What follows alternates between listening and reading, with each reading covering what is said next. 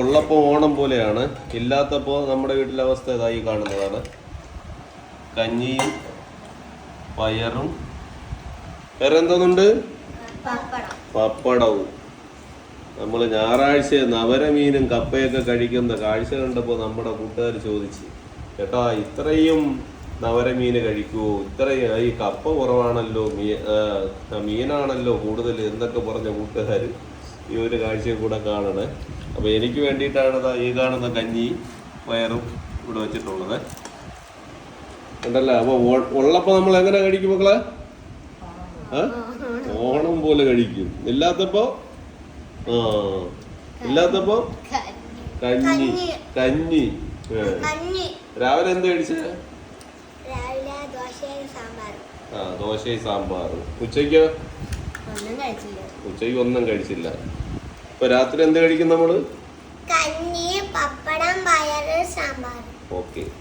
അപ്പൊ അതുകൊണ്ട് ചില സമയങ്ങളിലൊക്കെ നമ്മൾ ആഘോഷമായിട്ടൊക്കെ കഴിക്കും കേട്ടോ. ഇല്ലാത്തപ്പോ ഇതും തന്നെയാണ് നമ്മുടെ ഒരവസ്ഥ. അപ്പൊ എല്ലാവർക്കും ഒരു ബായ് കൂടെ പറ. നമ്മുടെ കൂട്ടുകാർക്ക് വേണോന്ന് ചോദിച്ചില്ലല്ലോ. വേണോന്ന് ചോദിക്കാത്തതിന് കുറെ കൂട്ടുകാർ ചോദിച്ചു കേട്ടോ. എന്താ നമ്മളോട് ചോദിച്ചില്ല എന്ന് പറഞ്ഞിട്ട്, എന്താണ് നമുക്ക് തരാത്തതെന്നൊക്കെ പറഞ്ഞിട്ട് ചോദിച്ചിട്ടുണ്ടായിരുന്നു. അതാ നമ്മുടെ കൂട്ടുകാർക്ക് വേണ്ടിയിട്ട് ആൻമോള് കാണിച്ചു തരുന്നതാണ് കഞ്ഞിയും പയറും. ഇതൊക്കെ ഇപ്പൊ ആരും കഴിക്കത്തില്ലല്ലേ മോളെ? കഴിക്കുവോ? ഇതുപോലും കിട്ടാത്ത ഒരുപാട് വീടൊക്കെ ഉണ്ട് കേട്ടോ.